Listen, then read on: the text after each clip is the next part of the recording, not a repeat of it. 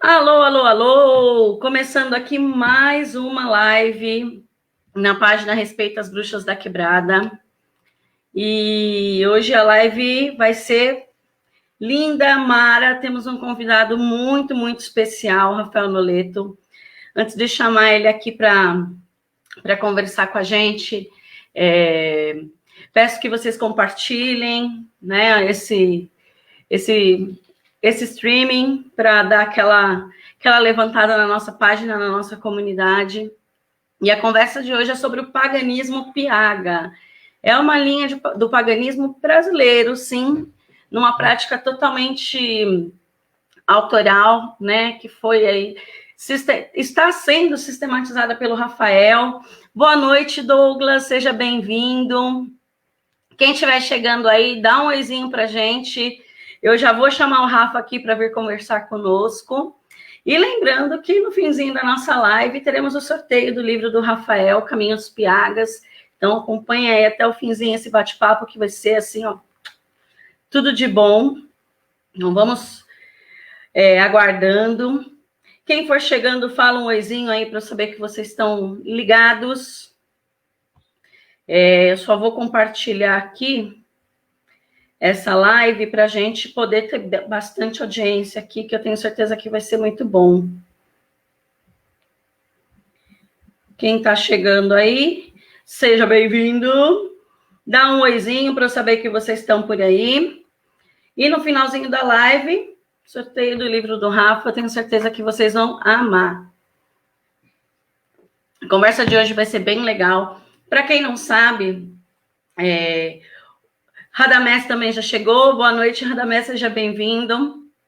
Para quem não sabe, o trabalho do Rafael é um trabalho exclusivo brasileiro, né? E a gente tem muito que valorizar todas as manifestações que a gente tem do paganismo no Brasil, porque já somos em minoria, né? E se a gente não der a devida visibilidade a quem faz um trabalho potente, um trabalho de resgate da cultura nativa, e esse resgate da nossa ancestralidade, a gente não está falando legal de paganismo, né? A gente tem muitas linhas do paganismo no Brasil que são oriundas do exterior, principalmente da Europa hoje, e a gente tem que aprender a valorizar, né, as manifestações brasileiras. E o paganismo Piaga traz isso com maestria, e o Rafael tem feito um trabalho assim espetacular, impecável, e é uma grande honra ter esse convidado aqui na nossa página.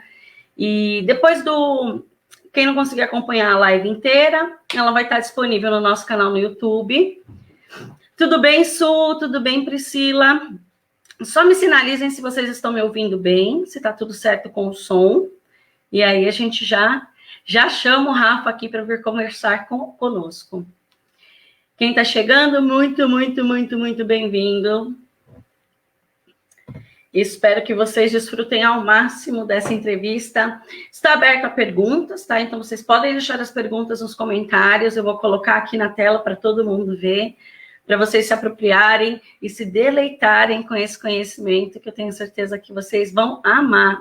Oi, Drica! Boa noite! Que delícia! Muita gente linda chegando. Tá tudo ok? Obrigada, Radamés. Obrigada mesmo. Né? Se der algum probleminha no som aí, vocês me avisam. Câmbio. Tá em QAP, todo mundo aí, positivo e operante. E aí a gente já começa a nossa conversa. Então, pessoal chegando, vão se ajeitando aí nas suas poltronas, que agora a live é o nosso rolê, né? Nosso rolê bruxístico agora é assim. Eu sou Mariana Leal, para quem não me conhece, e espero que sejam todos bem-vindos aqui à nossa página Respeita as Bruxas da Quebrada, ou ao nosso canal no YouTube, caso você esteja vendo isso depois. O impacto no coração vai ser o mesmo, eu tenho certeza disso. Som tá bom? Obrigada, Priscila. Então, sem mais delongas, né? Vou chamar o Rafael para ele entrar aqui no nosso estúdio. Rafa, estamos online? Olá, boa Tudo noite, bem? Mari. Boa noite a todos que estão acompanhando. Já temos aqui pessoas conectadas na nossa entrevista. Então, hoje vamos falar aqui do paganismo Piaga, né, da Vila Pagã, do trabalho do Rafael, que é um trabalho muito, muito bacana. E eu vou passando aqui pelos banners para quem está acompanhando, os canais onde vocês podem encontrar o trabalho do Rafael, ele vai falar bastante sobre isso também. Mas já deixo aqui a dica do site da Vila Pagã para vocês, para que vocês possam... Alô, Opa, alô, fiz meleca aqui. Pronto. Liguei. Paga nossa. Sempre, né? Paga nossa. Sagitariano fazendo live assim mesmo, dá umas panguadas. Mari, em primeiro lugar, eu gostaria de agradecer pelo convite, né? É uma honra para mim estar aqui, já acompanho o seu trabalho, né? Meteórico, né? Que em pouco tempo já conseguiu muitos seguidores, então é uma coisa muito intensa, né? A gente vê que é verdade, que tem verdade, quando tem verdade, as coisas fluem, são abençoadas e começam a dar certo. Então, parabéns pelo trabalho, é um prazer estar aqui, poder compartilhar um pouco dessa magia, né? A magia, como a gente veio falando alguns dias atrás, estamos num processo de amadurecimento do movimento neopagão nacional, onde a gente está deixando aquelas intrigas, aqueles conflitos pelas diferenças e fazendo das diferenças aquilo que nos une, aquilo que nos enriquece, aquilo que nos fortalece, né? Então, é muito bonito ver isso, ver essa união a partir da diversidade, porque o paganismo em si já reúne em si a diversidade, né? Então, é uma alegria muito grande ver esse processo acontecer, esse amadurecimento, né? E essa integração. Mesmo nesse período tão sombrio de pandemia, a gente conseguir ressignificar e fazer essa união virtual, essa integração, né? Essa troca de saberes tão enriquecedora para todos nós. E é muito importante, né, Rafael, a gente unir forças, assim, estamos em extremos, né? Eu estou aqui em São Paulo, Rafael está no Piauí, e a gente conseguir estabelecer essa conexão, né, porque paganismo é diversidade, né? É produção autoral, é resgate, é ancestralidade, e a gente se conecta com isso muito forte, né? E eu queria, Rafa, que você se apresentasse aqui para quem não te conhece, né? Conta um pouquinho de quem é você para a gente, seu trabalho. E boa noite para quem está chegando aí, vocês vão conhecer esse lindo. Boa noite, obrigado a todos que estão acompanhando, né? Tirando um tempinho para assistir em meio à correria, que a gente sabe que a rotina hoje em dia, mesmo com a pandemia, não deixa de, o mundo não para, né? Então, quem tirou um tempinho para prestigiar a gente, já agradeço. E se tiver perguntas para fazer ao longo da minha fala, pode ficar à vontade. Para quem não me conhece, eu sou Rafael Noleto, sou jornalista, relações públicas, atuo como sacerdote. Sou fundador do Círculo Piaga, que é um grupo de estudos da tradição Piaga, que é uma religião neopagã brasileira, e fundador da Vila Pagã, é um complexo de preservação dessas tradições politeístas e berço do paganismo Piaga. É lá onde a gente alimenta essa energia, essa egrégora, e realiza os nossos cultos, né? E constrói isso, materializa todo esse complexo de saberes, de tradições, de práticas e de crenças em um espaço físico, onde lá essa cultura é refletida nas produções artísticas, nas esculturas, nas construções, na arquitetura. Então, um espaço onde a gente tem o templo, temos lá o espaço comercial, temos as área de camping, os bosques. E aí, nesse processo de construção dessa tradição neopagã brasileira, a gente construiu e fortaleceu esse espaço. A gente está construindo, na verdade, né? Porque é um processo muito, muito longo, muito complexo.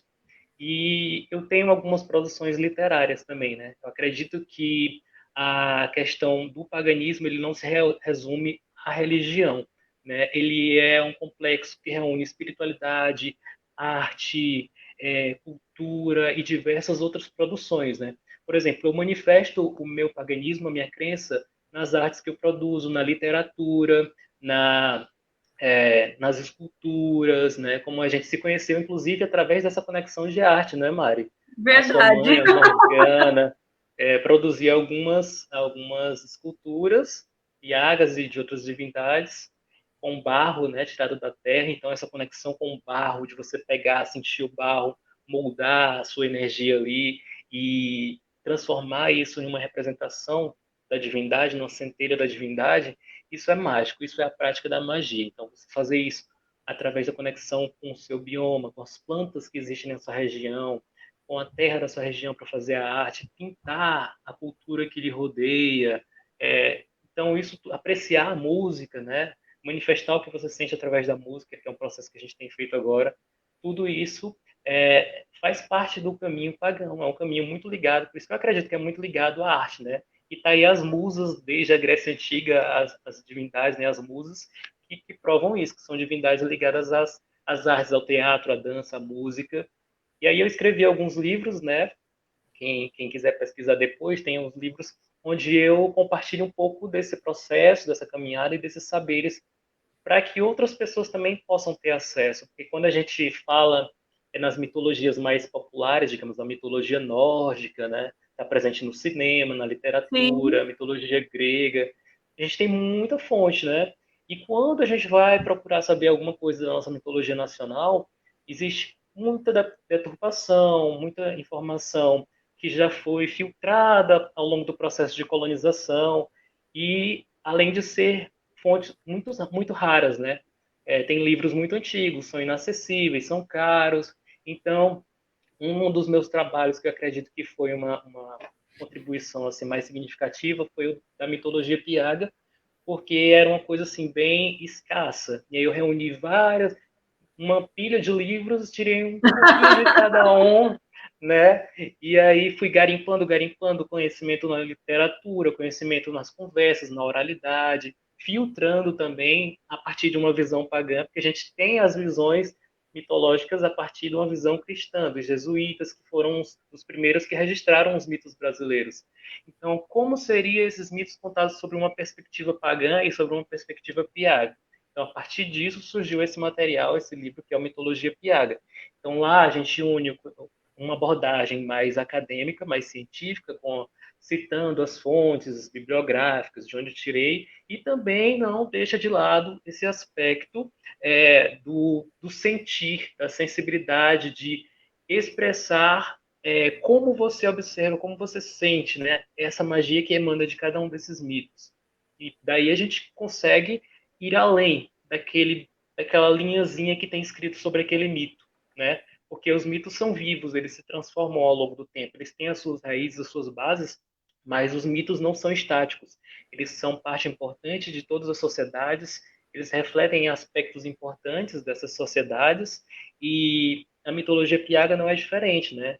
Ela vai evoluindo e a partir de nós, que somos os cultuadores, os cultores contemporâneos, com os quais nos relacionamos com esses mitos, então a gente tem essa conexão e essa liberdade para poder falar sobre como é essa manifestação dentro do nosso contexto.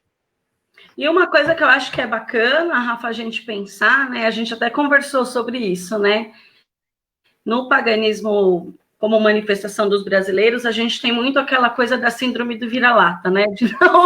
De não valorizar a cultura da terra, da gente achar que o que está fora é muito melhor, é mais legal, é mais funcional, e a gente associa muito os mitos originários, os mitos brasileiros, a uma coisa muito fantástica, né? A gente aprendeu na escola que é folclore, que não existe. E você fazer esse trabalho acadêmico, né, com referências, com pesquisas, dedicando aí o seu tempo para compilar e editar, né, isso e transformar isso num livro, numa obra acessível às pessoas, é espetacular. Aliás, para quem chegou agora aí, boa noite, né? Quem está chegando, eu estou vendo aqui. No final da live, a gente vai sortear um dos livros do Rafa, O Caminhos Piagas, para vocês se deliciarem com todos esses mitos e todas essas, né, essas questões e se apropriarem. Rafa, uma coisa que eu acho que você podia contar aqui para nós, né?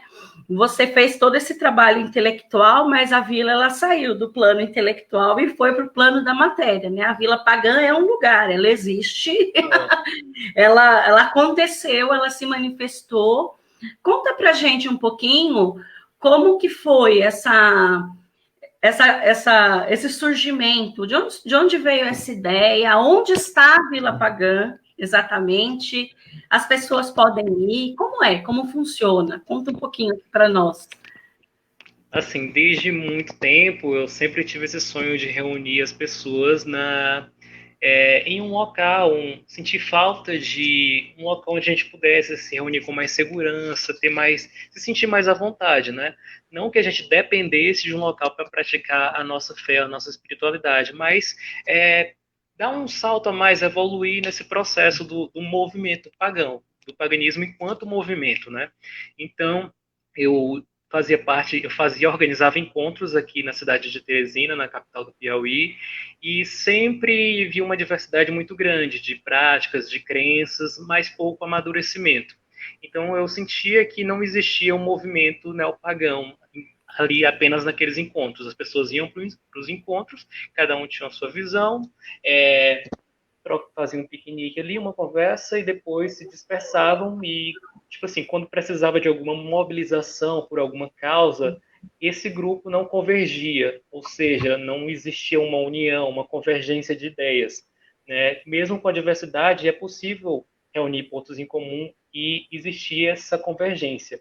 Porém, neste caso, por volta dos anos de 2008, 2009, 2010, isso não existia. Então, começou esse incômodo que levou a planejar. Então, eu parti do plano das ideias, do desejo, para o plano das ideias e para o plano de você prospectar aquilo, planejar como vai fazer. E aí, a minha ideia inicial era fazer uma vila romana, do paganismo romano, porque eu seguia o culto de Aurora Romanoro, né? E eu não tinha, nessa época, 2009, não tinha esse conceito piaga, esse movimento todo. Então, eu praticava também uma tradição pagã estrangeira, que era o paganismo romano. Inclusive, todas as ruas da vila eu projetei com nomes de divindades romanas, né? E aí, só que ia ser uma vila só, e eu ia ser a única pessoa que ia fazer parte, porque ninguém gostava dessa cultura, entendeu? E aí, um gostava mais da cultura nórdica, outra gostava mais da cultura celta. Ai, meu Deus, como é que eu vou juntar esse povo? E aí as próprias divindades locais começaram a se manifestar, né, através de processos mediúnicos, através de visões e através de estudos que a gente do grupo que estava lá envolvido nesse movimento começou a ter acesso. Então tudo isso começou a convergir e despertou na gente uma identidade em comum, né? E a partir daí a gente criou o Círculo Piaga, um grupo de estudos e práticas da cultura, das tradições ancestrais locais. E aí a gente denominou esse movimento, que iniciou por volta de 2011, 2012, por ali, se eu não me engano, acho que foi 2012, para ser mais preciso, a gente denominou esse movimento de paganismo piaga, que seria uma proposta de paganismo autóctone, nativo brasileiro. Então a gente, digamos que começou a construir essa nossa busca e montar um quebra-cabeça, né, para saber todo paganismo tem os seus princípios, toda Uhum. religião pagã tem a sua crença, toda religião pagã tem deuses, tem as suas divindades, tem os seus espíritos, tem a sua forma de fazer magia. Vamos olhar para nós mesmos e descobrir o que a gente faz e colocar isso no papel.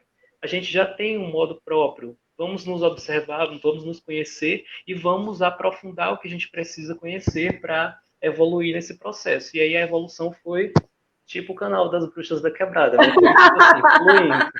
Depois que a gente permitiu que as portas abrissem, elas, as divindades vieram se manifestando, nos conduzindo ao longo desse processo. E foi tudo muito mágico, as pessoas foram chegando, foram se identificando com essa magia, e não apenas as pessoas que seguem esse caminho, mas pessoas de outras religiões passaram a Sim, respeitar, porque é um processo, as pessoas da região é, começaram a ver isso não apenas como uma religião, mas como algo que nos conecta à nossa identidade. Quando se fala em identidade, se fala em algo muito forte, né? O Piauí, que é um estado que tem índices altíssimos de suicídio e passou por um processo histórico de colonização muito doloroso, com dizimação de indígenas, passou por um processo de crise financeira muito grande, né? Passou por grandes secas que dizimou muito gado, que era parte da riqueza. Eu era o maior exportador de gado em alguns séculos, né? E isso era a riqueza do Estado, a carnaúba e a exportação de gado.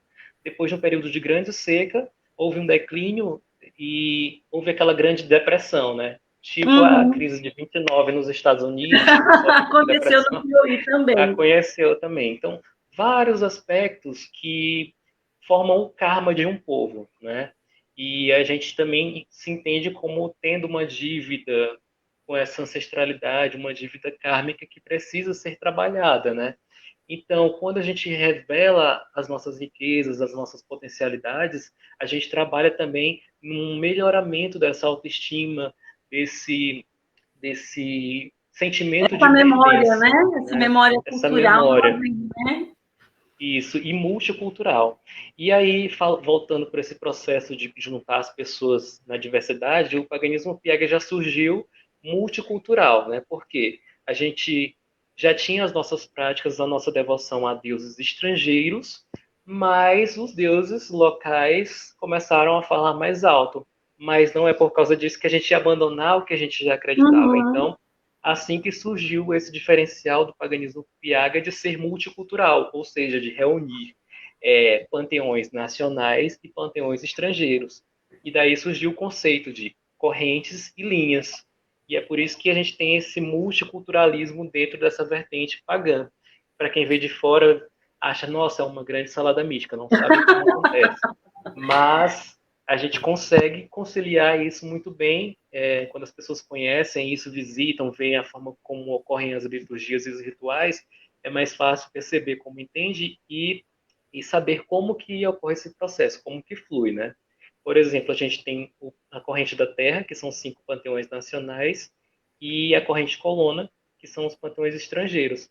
Então, foi a forma que os próprios guardiões nos reuniram, né? Vamos, venham, olhem para si mesmo, olhem para sua terra, olhem para os seus valores e tragam também aquilo que você já tem e somem tudo isso, porque o Brasil é essa multiculturalidade, né? Exato. Então a gente Eu acho que somou essa coisa. a composição toda, né, Rafa, ela acaba sendo um retrato muito fiel do que é o território, né? Não só o Isso, território do Piauí, mas o território brasileiro, que é do composto de todas Brasil, né? essas culturas, né? Tem uma pergunta aqui, Rafa, nos comentários, para você falar um pouquinho da energia das 7 cidades. As Se sete você. cidades é um santuário natural, né?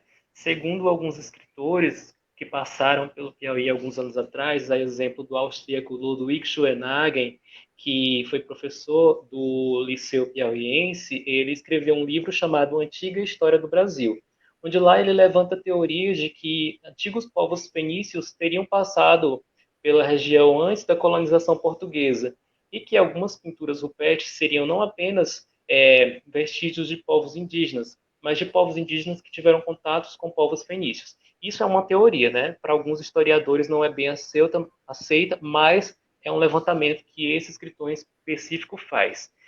Pela similaridade de grafismos que são encontrados nos locais. Ele chega até a dizer que alguns monumentos de pedra que existem nos locais podem ser ruínas, né? Os geólogos também eles descartam essa tese.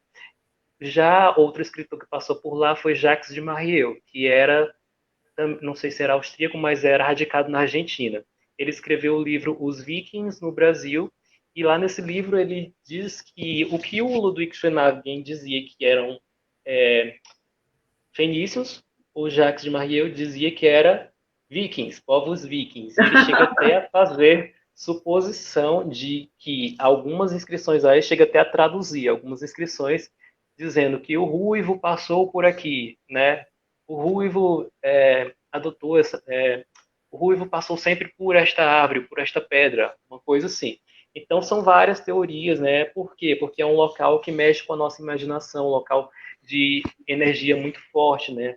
Por onde os nossos antepassados passaram, realizaram ritos de magia, isso é comprovado já, essa questão dos rituais, rituais especificamente solares de culto ao sol, que são registrados nas pinturas, né, nos indícios deixados lá. E lá é que tem uma das principais figuras do Piagalado, que é essa nossa divindade central, essa nossa divindade solar, e uma divindade reveladora dos mistérios, né, reveladora da magia. É o pajé que transcende, que voa mais alto, que retorna à humanidade trazendo esse conhecimento do reino dos deuses, do reino dos encantados. E Sete Cidades reúne muitas figuras rupestres, e lá existe um monumento único, que, dentre os que estão descobertos no Brasil, né, que é o Furo Solsticial. Exatamente na manhã, no amanhecer do dia 21 de junho, é o dia do solstício, o Sol fica alinhado, passa por uma fenda numa pedra,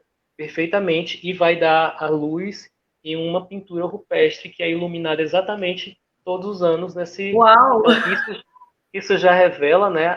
Até A na fanpage do magia, Paganismo, né? na fanpage do Paganismo Piaga tem esse vídeo, a reportagem lá, mostrando como funciona o furo solsticial.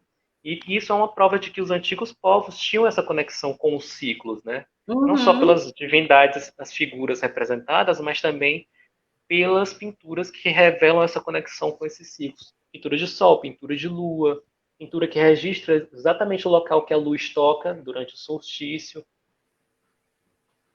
É uma coisa maluca, né? E assim, a gente vê essas É. referências dos solstícios em tantas culturas, né? O próprio Stonehenge, que é aquele Uhum, o marco, né, do paganismo. uhum, Assim, caramba, a gente tem um desse aqui no Brasil, por que não vai lá? Né? E é uma coisa tão impressionante saber que a gente tem isso. E aí você falou do PH lá, e talvez assim, né? Tem pessoas aqui que estão acompanhando a live que conhecem já o seu trabalho, que já sabem o que é, e tem pessoas que estão aqui vendo assim, o que é isso? Deixa eu curiar. O que é exatamente a palavra piaga? O que, que ela significa? Essa palavra piaga, ela deriva do tupi e significa pajé, sacerdote curador, xamã ou propagador de fé. Né? Fé no sentido de esperança, de uma espiritualidade, de uma conexão com a natureza. E algumas pessoas dizem que o nome do estado do Piauí se originou de terra de Piagas, porque quando os colonizadores chegaram aqui, tinham muitos povos indígenas que tinham seu próprio idioma, sua própria religião.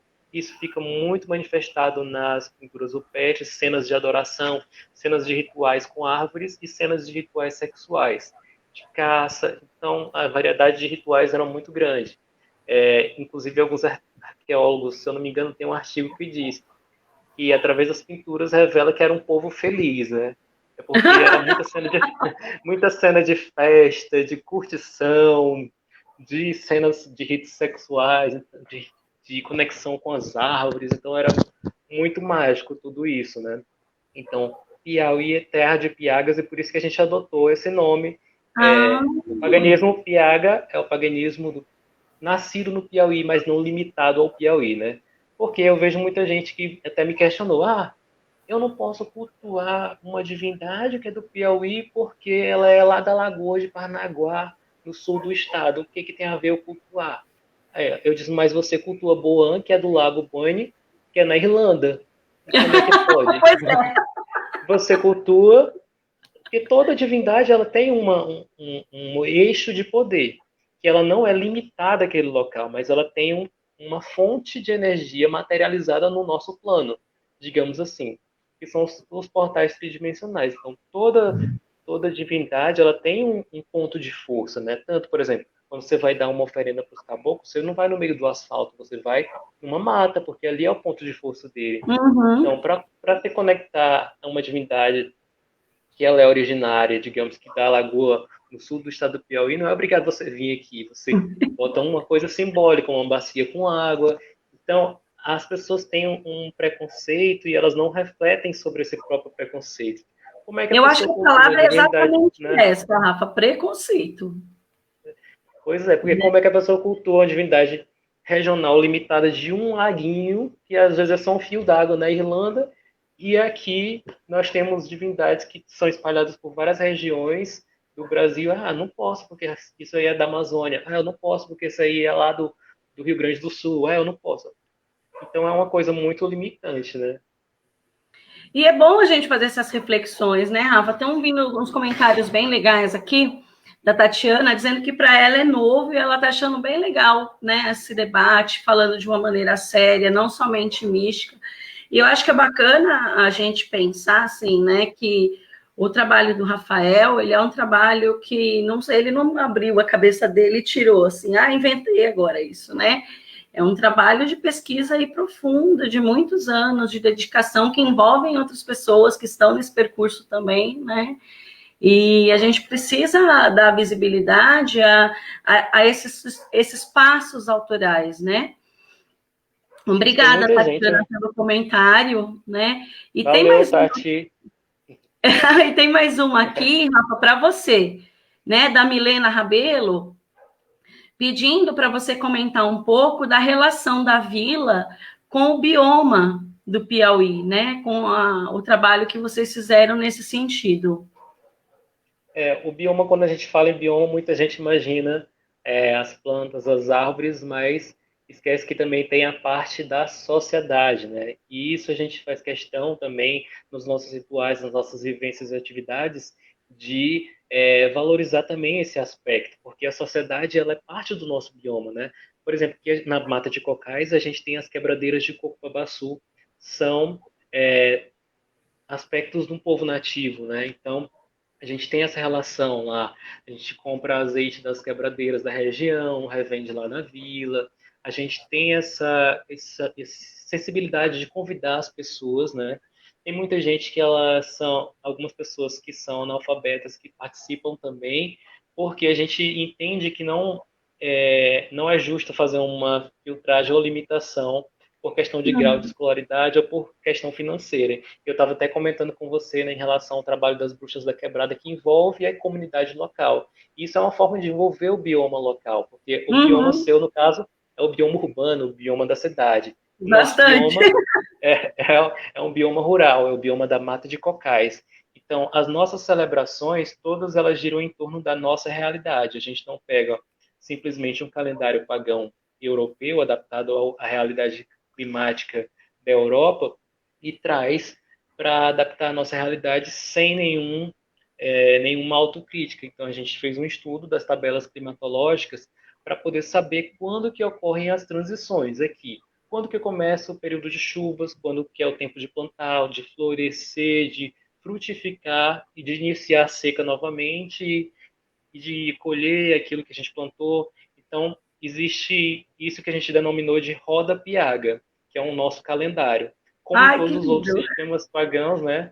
E em todos os sistemas pagãos existem três características básicas, que um é o politeísmo, dois é o culto ao ciclo, à natureza e aos seus ciclos, e três é o culto à ancestralidade sagrada, né? Eu considero essas as três características, mas cada um tem a sua visão, né? Uhum. E em relação aos ciclos, a gente elaborou esse calendário, que ele tem tudo a ver com o nosso bioma, né? Nosso calendário começa com a Festa da Vida, que ocorre no dia por volta de 21 de dezembro.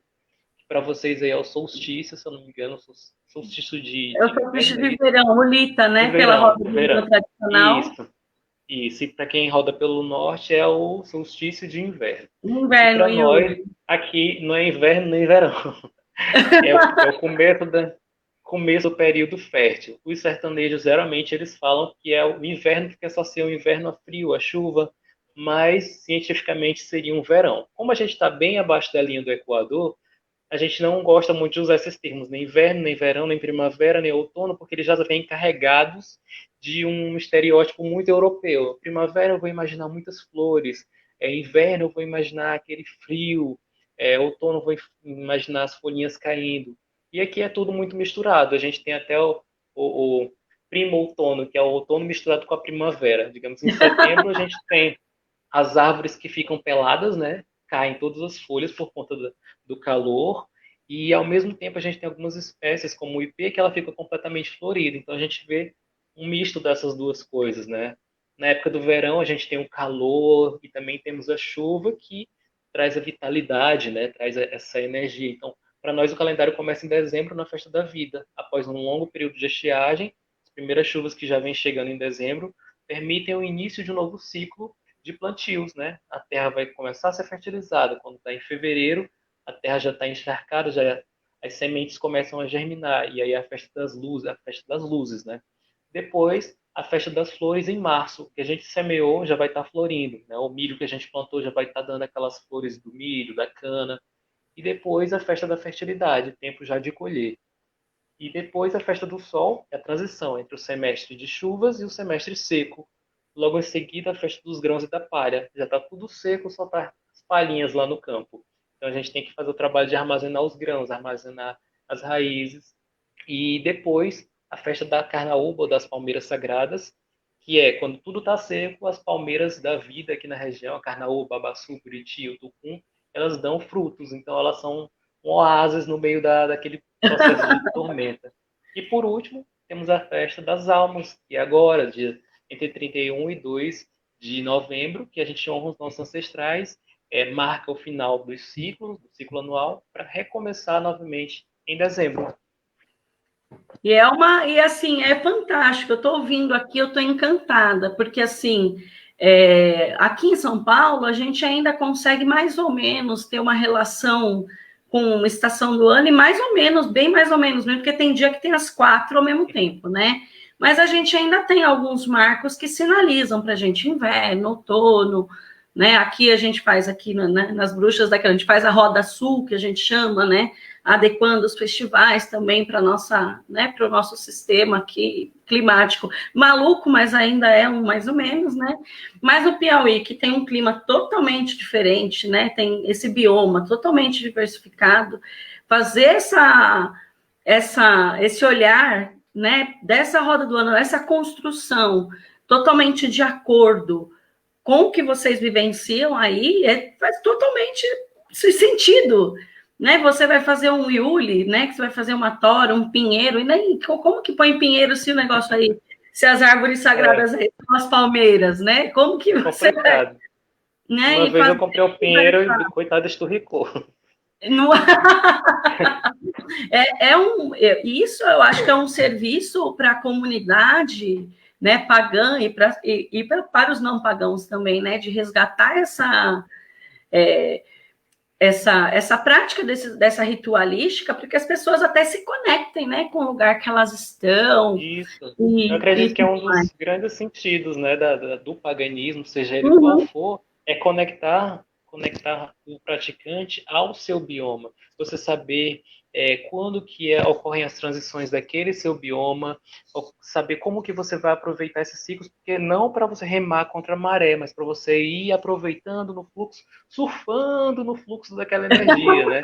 E aí a gente não pode rodar contra a roda, então a gente tem que saber quando que ocorre, porque para não ficar desgastando a nossa energia em momentos em que, tipo, a gente precisa saber quando vai fazer o investimento, o melhor momento. A mesma coisa, saber onde investir a nossa energia, né? Em qual o melhor momento para isso. Então, para isso a gente precisa conhecer o nosso bioma. Com certeza. E se você mesmo falou, né, das premissas aí da questão do paganismo, e uma delas é a conexão com a terra, né? E né, a terra onde estamos, né, o lugar que estamos, é muito importante fazer esse trabalho, né? Veio um comentário aqui que achou bem da Su, dizendo que gostou muito desse estilo da roda, de acordo com o local em que se está, né? É muito valioso esse trabalho, porque assim, o Brasil é um país de dimensões continentais. Então, o clima que a gente tem, né, no Piauí não é o clima aqui de São Paulo, não é o clima do Rio Grande do Sul, não é o clima do Acre. Cada lugar é de um jeito, e ter esse olhar de sensibilidade, né, para construir uma prática, eu acho que não só mostra mais ainda o valor, né, do trabalho que vocês fazem, do resgate desse culto, do trabalho da Vila Pagã, né, do paganismo piaga, dessa contribuição é grande, como mostra para as pessoas do que se faz o paganismo, o que ele é, né? É isso, é entender esses elementos. E, E até Rafa, uma interessante, coisa. Mário, é Pois não, interessante citar que tem algumas pessoas consagradas, né? A gente, para a pessoa ingressar no paganismo piaga através do processo de estudo e também de consagração. E aí tem pessoas consagradas que são daqui, de norte a sul do estado, e tem uma pessoa, uma amiga minha, que eu vou falar o nome dela, que é a Lu Falcô, né? é a Luísa de Albuquerque, e ela é consagrada no paganismo Piaga, mas hoje ela mora no Rio Grande do Sul. Então, Olha, ela não deixou a prática Piaga, ela apenas vai adaptar o calendário, porque o paganismo Piaga fala sobre você vivenciar a sua realidade. Então, não adianta ela praticar o paganismo Piaga querendo celebrar os ciclos daqui se ela está no Rio Grande do Sul. Então, esse sim. próprio aprendizado de olhar para o bioma ao redor é uma coisa que ela levou e que não deixa de ser Piaga por conta disso, né? E é PH justamente porque tem essa preocupação, né? Isso. É que tem um comentário assim dizendo que até o céu é diferente aí no Piauí. Tem dia que é mesmo. Fica E, laranja. e você pode falar um pouquinho para a gente, que eu acho que é uma coisa que desperta bastante curiosidade em relação às entidades, aos deuses. Tem alguns nomes, né, que assim, eu tenho conhecido o seu trabalho. A gente tentou contabilizar aquele dia, foi acho que sim, o primeiro bate-papo, foram cinco anos mais ou menos, né? Que a gente está aí, Acredito né, que foi. 5, 6 anos, alguma coisa assim, né? Conversando, olhando o trabalho, aí olha a foto e conhece, enfim. E assim, os deuses do paganismo Piaga têm nomes bem peculiares, né? A gente vê que são nomes referenciados a esse bioma, ao resgate dessa cultura local, ancestral. E eu acho que isso causa bastante curiosidade, né? Para quem vê, assim, a senhora Canaúba, o mestre Babassu, a forma até como você fala, né, das linhas, como você pode explicar um pouquinho para a gente como que funciona essa cosmovisão, né? Como que esse panteão Piaga se organiza? A gente tem até o nosso símbolo, Mari, que é o eixo solar, o eixo Piaga, como a gente chama, né? Que até coloquei na capa do disco do Círculo Piaga, é o nosso símbolo, e ele representa bem essa questão da união, da diversidade, da multiplicidade do nosso culto, né? Que, por exemplo, ele tem um pontinho, não sei se tem como você mostrar, Eu vou ele tem colocar aqui, Rafa, para as ele pessoas poderem acompanhar. então, esse eixo Piaga, o eixo solar, ele é uma réplica adaptada de uma figura rupestre encontrada, inclusive, na região de Sete Cidades, né? E aí a gente botou ele nesse grafismo aí. Então, para nós, ele representa a conexão com o eixo. Cada bolinha dessa que está numa extremidade, ela está num ponto diferente, né? Ela está numa posição diferente, mas todas elas são reunidas por um único eixo.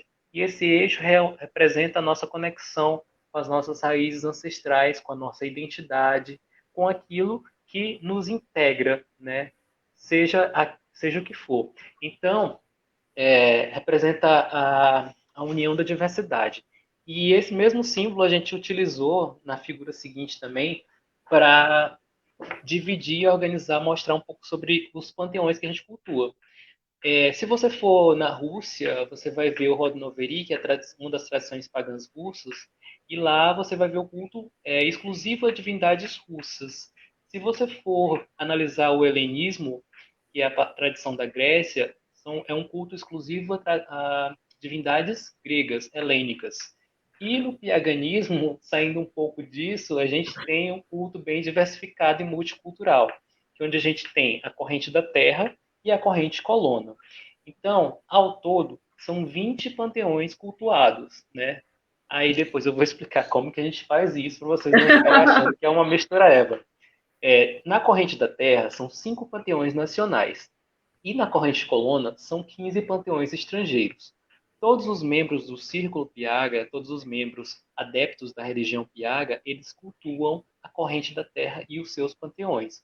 Mas nem todos cultuam toda essa diversidade de divindades estrangeiras. Isso é uma possibilidade. Então, a pessoa, quando ela entra no Círculo Piaga, ela é apadrinhada, digamos assim, por um desses panteões, ao qual ela se dedica a estudar. Então, no nosso círculo, no nosso grupo, na nossa aldeia, a gente tem os que são chamados condutores. Então, a pessoa ela é condutora, ela é piaga, condutora da linha celta. Então, ela cultua as divindades piagas, mas ela tem um foco também em preservar essa herança politeísta, essa herança pagã dos deuses celtas. Então, é como se ela fosse um diplomata espiritual das divindades celtas. E aí a gente tem o Piaga com foco na tradição romana, na tradição Uhum. grega. Então, cada um ele trabalha com o panteão de forma mais direta. E nos panteões da corrente da Terra, a gente tem 5 linhas, que é a linha das almas, que são espíritos, tem a linha dos encantados, a linha dos deuses nativos, a linha Piaga e a linha do culto índio. E aí a corrente colona, né? Essa aí é o gráfico também, trabalhando um pouco com o eixo solar, que é a nossa figura, a gente vê os panteões estrangeiros que foram incorporados ao paganismo Piaga, né? Então, existe o culto a todas essas divindades dessas linhas, que a gente chama panteão de linha, né? Nesse contexto. Então, aí a gente tem a linha romana, dos deuses romanos, a linha celta, a linha africana, são as divindades iorubás, Gês, Nagôs, Fons, a linha helênica, que são os gregos, os cretenses, a linha ameríndia, são divindades e espíritos que são geralmente da América do Sul, né? Incas, astecas, maias, mapuches, apaches e tantos outros povos. A linha do Haiti, também a gente trabalha com os loas, né? Que são aquelas divindades que são muito presentes no voodoo haitiano, né? Uhum. E aí a gente tem também a linha egípcia, que são divindades do Antigo Egito, trabalhadas no quemetismo também. A linha do Oriente Médio, que para mim é uma das mais ameaçadas, né? Que hoje nem lá mesmo não existe o culto dessas divindades, correndo o risco dos seus cultores serem perseguidos e até mortos, né? São divindades árabes pré-islâmicas, cananitas, fenícias, babilônicas, persas, tudo isso é dentro da linha do Oriente Médio. Temos a linha eslava, são divindades ucranianas, polonesas, russas, a linha hindu, né, a linha do Extremo Oriente, que são japoneses, mongóis, chineses, a linha ibérica, são divindades das Astúrias, Portugal, Espanha, e a linha do gelo, que são dos povos inuits, e a linha nórdica, né, que também é conhecida, e a do Pacífico são divindades da Oceania, Austrália, Filipinas, né, e outras divindades aborígenes dessas regiões do Pacífico. Então, por exemplo, no momento da consagração, através de uma consulta de algum oráculo, de um processo intuitivo, ocorre o apadrinhamento do novo adepto em uma dessas linhas. Então, o adepto pode fazer a sua consagração e ser apadrinhado, e então ele fica com a missão, por exemplo, de preservar o culto a divindades da linha eslava, por exemplo.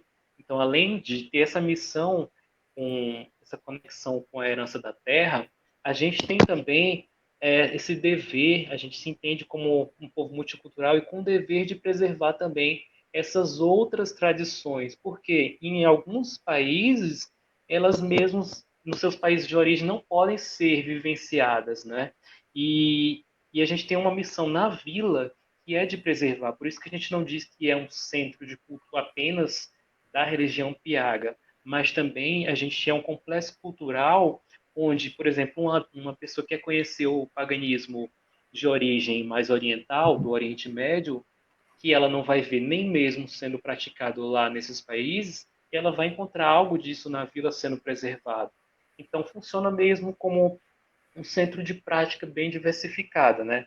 Claro, a gente tem o eixo, que é a nossa conexão com as divindades da Terra, mas essa possibilidade de incorporar outros saberes, né, de povos que ajudaram a compor esse processo, né? E isso é muito rico, né, Rafa? Teu, só para você ficar a par aqui, que a gente está com a tela aqui apresentando, eu voltei aqui, e tem muitos comentários aqui achando assim muito legal essa forma de viver o paganismo, né? Saber que existe essa tradição brasileira que contempla essa diversidade, uma forma muito rica de viver a espiritualidade, né? E que além, um comentário que eu achei bacana aqui do Radamés, que está acompanhando, que ele disse que é bacana porque além de cultuar os deuses locais, né, que ele também aqui é do Piauí, está colocando aqui, ainda assim preserva, né, as heranças desses deuses estrangeiros que também estão presentes, né, nos elementos do paganismo, quando a gente pensa nessa diversidade. E aqui tem um comentário do pessoal do Alento do Dragão, que estão aí mais perto de você do que de mim, eles estão em Brasília, que ele está adorando também, eles estão adorando, que eles sempre tiveram curiosidade para conhecer o paganismo Piaga e estão agora com essa oportunidade. E é engraçado, Mari, que, tipo assim, quando a gente tem visitas de leigos, digamos assim, né, que a gente não sabe de nada do paganismo. Pessoas das cidades vizinhas, aí vão lá, a primeira surpresa, porque você passa na frente e você vê uma mata. Você passa por uma estrada, assim, de uns 100 metros, cercado por palmeiras bem altas de babaçu, e aí você chega como se fosse num oásis, né? Você vê construções, você vê coisas cercado pela floresta. E aí você entra no templo e você faz um passeio pelo mundo todo. Você faz um passeio pela cultura pagã de todo mundo. E aí a gente tem um altar dedicado a cada uma dessas linhas. A gente tem 15 altares montados, Ai, que lindo. dedicado cada um às divindades estrangeiras. E depois você pode até mostrar o vídeo, né? E temos Sim. também os 5 altares, que são os principais, né? Que são dos donos da casa, né? Então, tudo primeiro no ritual, a gente sauda os donos da casa, que são os deuses nativos, as almas, os encantados, né? Os índios. E depois a gente vem com os diplomatas espirituais, né? Por exemplo, a gente vai fazer a festa do sol. Então, a gente saúda os donos da casa ligados a esse culto solar. Por exemplo, a gente vai saudar Guaraci, que é a divindade do sol. Depois da questão de saudar essa divindade que é o dono da casa, o Piagalado, que também é o guardião da casa, que é ligado ao sol, a gente vem agregando esses conhecimentos, esses saberes, essa magia de fora. Então, o condutor da linha celta vem representando essa energia e vem anexando ao eixo, né? A gente sempre trabalha com o conceito de eixo, então ele evoca o deus Lug, que também é ligado ao Sol, Uhum. e soma aquela energia. Já a representante da linha ibérica, ela vai evocar Endovélico, que também é ligado ao Sol, e soma aquela energia. Então vem outra divindade que é ligada ao Sol de outra linha, e assim a gente vai fazendo a soma. A gente só pode trabalhar com divindades estrangeiras quando tem o condutor. Então, por exemplo, a gente tem um culto, tem um altar montado lá da linha, digamos que nórdica, mas o condutor não está ali, então a gente não faz nenhuma evocação daquela linha, porque só quem que tem a autorização de ser o diplomata espiritual, digamos assim, dentro da nossa aldeia, é aquela pessoa, porque ela se concentra naquele estudo específico. Então, a gente acredita que só pode chamar algo ou trabalhar com algo quando se conhece com profundidade. Por isso que é delegado a cada um estudar um aspecto específico, né? Por exemplo, eu sou mais aprofundado na linha romana. Eu tenho que, como condutor da casa, eu tenho que conhecer um pouco de todas, mas o Uhum. meu aprofundamento é mais na linha romana. Então, eu além de saudar os donos da casa, eu venho também trazendo a questão dos deuses romanos. Então, eu não posso trabalhar outra linha dentro daquele ritual, porque quem tem essa autorização é quem está estudando ali, quem foi batizado, apadrinhado, né, consagrado dentro daquela linha. E isso é muito legal, né? Porque assim, a pessoa que está chegando, né, para ser um neófito, será que podemos dizer assim, né, um neófito, um iniciante aí do paganismo Piaga, além dele conhecer, né, toda essa riqueza que é o culto dos deuses originários, também vai ter esse contato com os outros panteões, porque tem alguns aqui que você citou, que mesmo eu, né, como praticante do paganismo, né, alguns panteões que realmente eu olhei e falei, nossa, minha Deus, o que é isso, né, assim, conheço de ler, mas assim, não são panteões que eu tenho afinidade de culto, né, eu sou politeísta, mas assim, eu não faço culto com todos ao mesmo tempo, assim, tem alguns que a gente tem mais afinidade, né, por exemplo, o panteão que você disse dos deuses do Oriente, né? Esses Da árabes linha do Oriente pré-islâmicos, né? Médio. Uhum. Não faço nem ideia, assim, como é isso, né? Então, Lá em Meca, por exemplo, eram 3 deusas principais, né? Era Alat, Manat e Al-Uzza, que eram 3 deusas principais que eram cultuadas em onde hoje é Meca. E esse culto do patriarcado, digamos que suplantou isso, e aí assim, tudo foi esquecido. Até o nome da deusa Alat deu origem ao nome de Alá, né? Então, até isso a gente vê. e a E gente aí é não. engraçado, é muita coisa. E para ter uma lúdica de transmitir isso para pessoas que muita gente, algumas pessoas que começaram no paganismo piaga vieram de outras tradições, nada a ver com paganismo, então foi um Uhum. trabalho do zero. E você imagina, para a pessoa que é pagã já é difícil, imagina para quem não tem essa noção, né? É uma desconstrução e uma reconstrução que precisa de mecanismos lúdicos para ser trabalhado isso. Então a gente trabalha muito com a questão das canções, né? Tem uma canção que é a canção eslava, onde a gente trabalha falando sobre os deuses da Rússia, como é que eles vieram parar no Piauí e como é que é o culto dele. Tipo assim, Svarog Stribog Arilu Perundas Bog, Svarog Stribog Arilu Perundas Bog, Feliz Morana com palavra luz e belo bog, Feliz Morana com palavra luz e belo bog, deuses de terras longes vem parar no Piauí, a terra da Iara que banha no rio Poti, da Rússia, Escandinávia, Ucrânia, várias divindades, chegam trazem magia também para as nossas cidades, e a festa começa, dança com fartura agora, bolo, biscoito, vinho, fruta, suco de acerola, e aí vai. Mas é muito legal, né? E eu acho que isso tem tudo a ver quando a gente pensa em paganismo, que muitos dos mitos que a gente tem, né, foram transmissão oral. Eles foram compilados depois aos olhos cristãos e totalmente deturpados, né? Deusas viraram Deus e pronto, e acabou e não se fala mais nisso. E nessas Viraram canções, santos. né, na música, na dança, na escultura, e aí No vem as teatro, né? a arte, e isso vem muito forte para a gente poder ter essa Inclusive, elucidação. Só inclusive dando um na vila, pouquinho um para quem dos. está chegando aqui na nossa live, Rafa, que está entrando mais gente, né? Só para quem chegou, caiu de paraquedas aqui, eu sou a Mariana Leal, esse que está aqui do meu ladinho, desse lado aqui, pronto, apontei para ele. É o Rafael Noleto, nós estamos falando do paganismo piaga hoje. No final da nossa live vai ter o sorteio do livro do Rafa, então fiquem por aí, fiquem ligados. O livro Caminhos Piagas, tá? Para quem está acompanhando aqui, eu estou passando aqui pelos banners dos canais da Vila Pagã, os canais de comunicação do Rafa, tá? E para quem quer acompanhar mais do que acontece por aqui, sigam o nosso trabalho, Respeito às Bruxas da Quebrada, aqui no Face, no Instagram, no YouTube também. Se inscrevam lá no nosso canal. Essa entrevista vai estar lá depois. Então, peguei na metade agora. Calma, Cat Coração Selvagem, que no final da live eu já vou disponibilizá-la lá no YouTube também. Tá? Todos muito bem-vindos aqui. Outro elogio para você aqui, Rafa, do José Paulo Almeida. Rafael é um ponto de sabedoria da espiritualidade da Terra, que continue sendo inspirado e inspirador. Obrigado, José. José é de Portugal, ele trabalha lá com o Centro Druídico, né, na Lusitânia, um espaço também que é um santuário contemporâneo, muito bacana o trabalho dele, do grupo dele, do Círculo Druídico lá. Eles construíram, é um dos templos modernos construídos na contemporaneidade, né? E aí Olha falar que em construção, em arquitetura, e cultura, em arte, para a gente dar vazão a isso, a gente está com dois espaços centrais de valorização da cultura, que é a construção da biblioteca, né? Que já tem um diferencial de ser uma biblioteca pagã e rural, né? Dentro de uma floresta.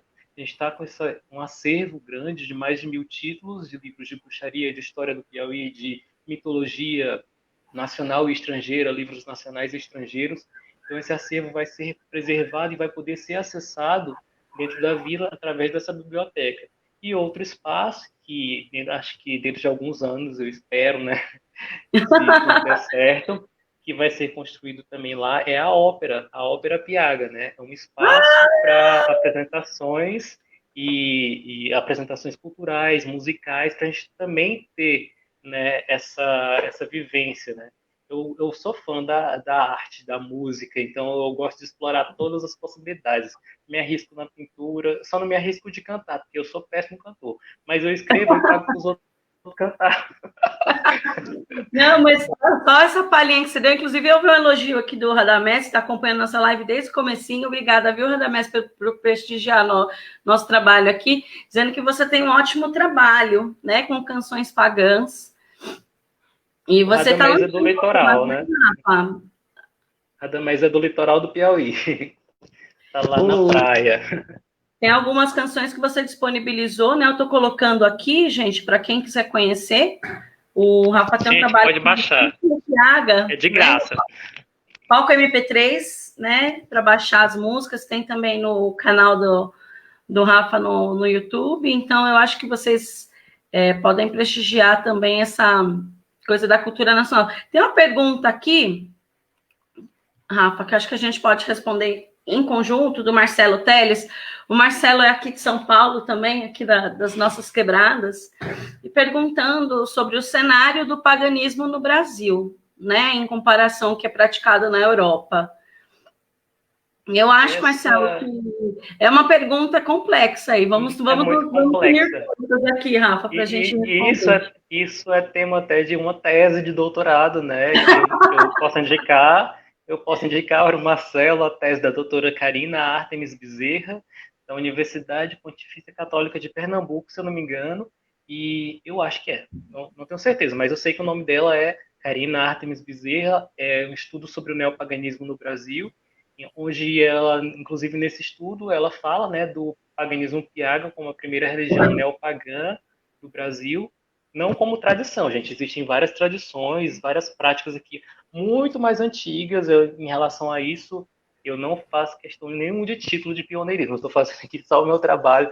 E sei que existem gente que com trabalho muito mais antigo, trabalhos sérios, trabalhos dignos de respeito e admiração. Eu estou falando em relação à religião, né? Com seus dogmas estruturados, seguidores, práticas, liturgia, tudo isso direitinho. Tradições, existem práticas de tradições muito mais antigas.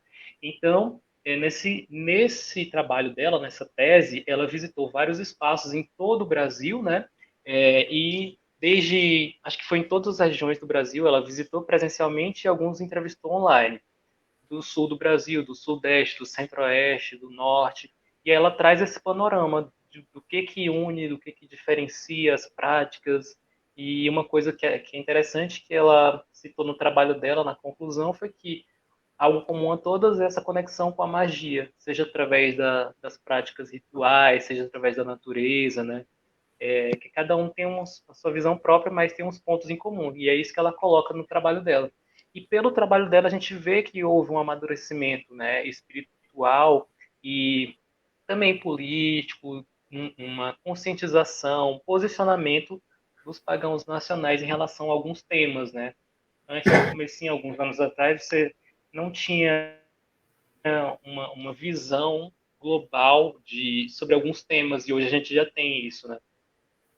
E eu acho uma coisa bacana também, que eu vejo, né, aqui em São Paulo tem muitos grupos, né, de várias linhas do paganismo, né, mas aqui eu acho que a Wicca ainda tem mais visibilidade, vamos dizer assim, né, por ser até, eu acho que uma coisa que está no Brasil há um pouquinho mais de tempo, né, veio para cá por volta dos anos 70, mais ou menos, 70, começo de 80, mas hoje no Brasil a gente vê esse paganismo florescendo, vicejando, os grupos com mais autonomia, com mais visibilidade, porque muitas coisas ainda tinha aquele ranço assim de fazer escondido, né?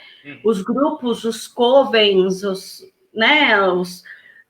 as tradições do paganismo estavam todas aí trabalhando na obscuridade, né? Por medo de várias ordens, né? Preconceito, e existia aquela coisa assim de ninguém pode saber dos mistérios. E eu percebo de uns anos para cá a preocupação dos grupos em dar visibilidade às práticas do paganismo e tornando isso uma coisa acessível às pessoas. Saber que existe o paganismo piaga, saber que existe a prática da Wicca, as práticas do druidismo no Brasil, a bruxaria natural e tantas outras linhas aí de trabalho dentro do paganismo, né, que ganham visibilidade, porque eu acho que as pessoas saíram um pouco aí das suas cavernas, né, e olharam que, assim, as coisas precisam ser conhecidas, né, para a gente combater preconceito, combater ignorância, a gente tem que mostrar, olha, né, põe a cara no sol, bruxone, né, põe a cara no sol.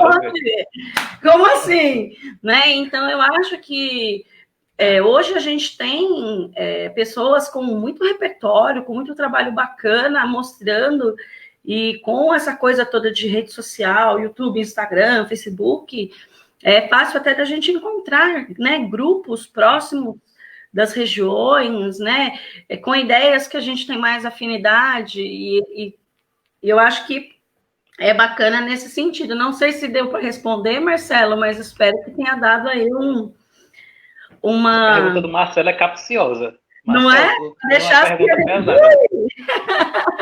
Mas resumindo, bruxo bonito não se esconde. Bruxo bonita não se esconde. Quem vem põe a cara no sol e, né, e mostra o que está fazendo para as pessoas, porque isso é a única maneira que a gente tem de combater, né, a ignorância das pessoas. Rafa, voltando um pouquinho aqui no nosso sobre o paganismo Piaga, A gente falou da corrente da coluna, agora da terra, né? eu queria que você falasse um pouquinho para a gente, né, dos deuses da Terra, que deuses são esses, né, que aparecem no paganismo Piaga, quem são essas figuras, né, esses deuses nativos, quem são esses encantados, quem é essa linha das almas, né? Você pode contar aqui um pouquinho para a gente? Sim, são nos panteões nacionais que, tipo assim, uma corrente, que a gente tem a corrente da Terra e a colônia. Uma corrente é um conjunto de panteões e uma linha é a denominação que a gente dá para um panteão específico. Na corrente da Terra, que é o conjunto de panteões nacionais, a gente tem 5 linhas, né? São 5 panteões nacionais. Tem a linha das almas, a linha dos deuses nativos, a linha do culto índio, a linha dos encantados e a linha Piaga. Vamos começar pela linha dos deuses nativos, que eu até Então, coloquei deixa eu colocar algumas, aqui né? na tela aqui para o pessoal poder acompanhar. Agora os deuses nativos, né? Quem são os deuses nativos? Os deuses nativos são aqueles que eram cultuados pelos nossos ancestrais indígenas, né? Quando se fala em deus indígena brasileiro, a gente tem, na verdade, diversos deuses, que para uma aldeia específica poderia ser uma divindade, poderia ser totalmente desconhecido em outra região do nosso país. Então, a gente tem uma diversidade, a gente não pode falar apenas em deuses indígenas, porque indígenas têm várias etnias, tem vários grupos. Então, enquanto, por exemplo, o Jurupari pode ser uma divindade para uma aldeia, para outra aldeia ele pode ser uma entidade maligna ou demoníaca, digamos assim. Uhum. Enquanto Tupã era conhecido por alguns índios, por outros não. Então, a gente tem uma diversidade muito grande. Mas, na contemporaneidade, a gente reúne na linha dos deuses nativos divindades de diversas origens étnicas indígenas.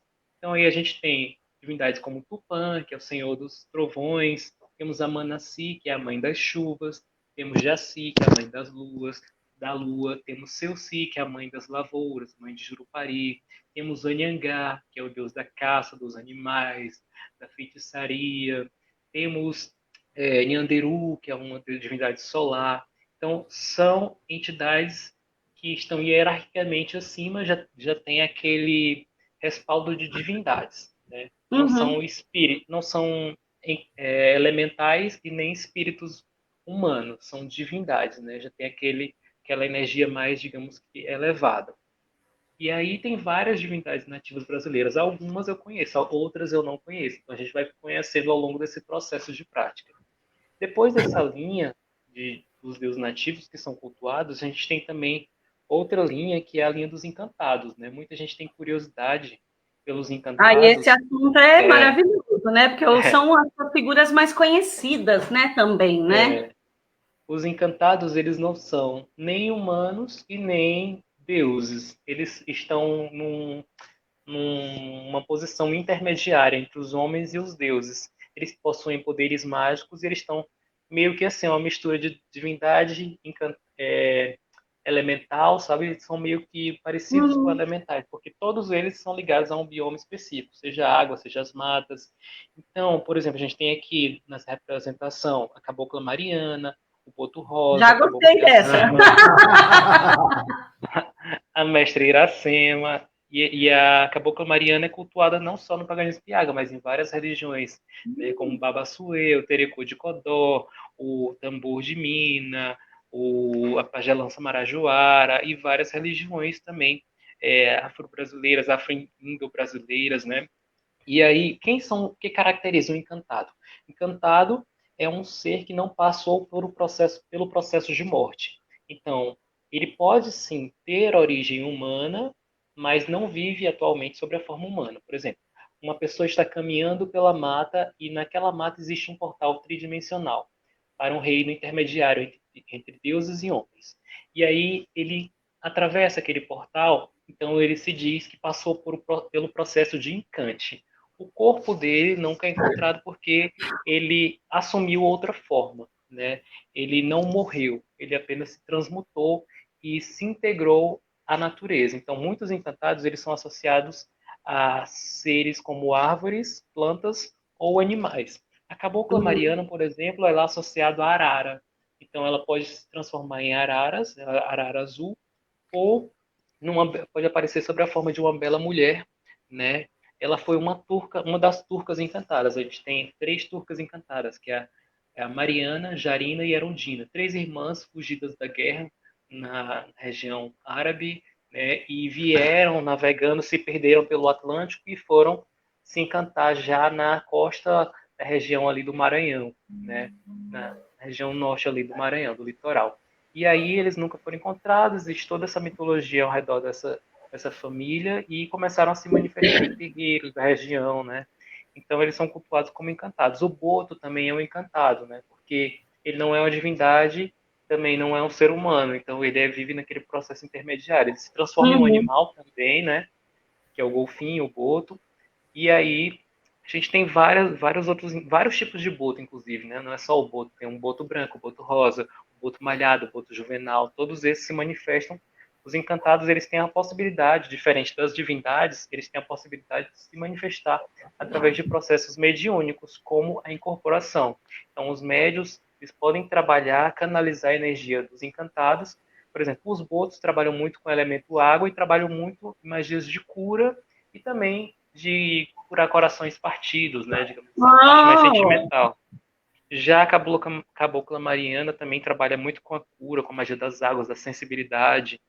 A mestra Laurinda também trabalha com cura, com a questão da beleza da mulher, né?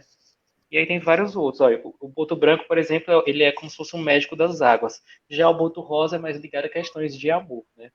E a gente tem vários encantados. E aí essa é uma das linhas. A outra linha é a linha das almas, né? Que diferencia uma alma do encantado, porque a alma passou pelo processo de morte, é um espírito sempre de origem humana, né? E que por algum motivo durante esse processo de morte houve uma transcendência ou uma elevação. Por exemplo, a gente tem a finada Alda, que era uma noiva, todos eles existiram de verdade, já Ai, que existiram legal isso. com digamos, com indícios históricos. Diferente dos encantados, que não, a gente não consegue ter uma linha que vai achar aquela origem, todos os encantados da linha das almas têm essa origem, né? Tem essa parte histórica, tem a questão onde viveu, como viveu, que idade morreu, então tudo isso a gente sabe sobre essa linha das almas. As almas englobam essa linha e os espíritos como os dos pretos velhos, né? Todo Ah, espírito que ele tem alguma transcendência de alguma forma, ele é englobado na linha das almas. E aí a gente tem as almas piagas, que são essas almas benditas, digamos assim, as almas milagreiras, especificamente dessa região, que eu cataloguei algum. Aí na linha das almas a gente tem aqui a finada Alda, que era uma noiva, que de uma queda de cavalo, logo após o casamento, ela morreu e gerou comoção na cidade dela, e a partir daí começou-se um culto das mulheres que tinham problemas em relacionamento e tal, para que essa conexão, o sofrimento que a final da Alda passou ao não vivenciar o romance dela em sua plenitude, por essa vivência ela se compadeceria de outras mulheres em situações assim. A finada Luzia Cortada, que foi uma mulher assassinada pelo próprio marido, ela é protetora das mulheres que sofrem violência doméstica. Então, todas as mulheres que passam por uma situação assim, elas podem se conectar à finada Luzia Cortada. Tem aqui o selo dela, pode desenhar, acender, pedir proteção. Tem um finado curandeiro Catirina, que foi um senhor que viveu durante alguns anos na região de 7 cidades, viveu dentro de uma caverna e ele utilizava um pilão de pedra, né, que era usado desde a época dos indígenas que moravam lá para pilar ervas. Então ele era um curandeiro muito procurado na região, né? Ele existiu e o túmulo dele ainda existe lá na região. temos o finado Gregório, que já é da capital, né, que ele teve um acidente automobilístico, era motorista, e por conta desse acidente, o pai da criança envolvida foi cometer justiça com as próprias mãos e assassinou ele. E aí, de uma forma muito brutal, né? E aí gerou comoção e ele se tornou, digamos que, um padroeiro dos motoristas.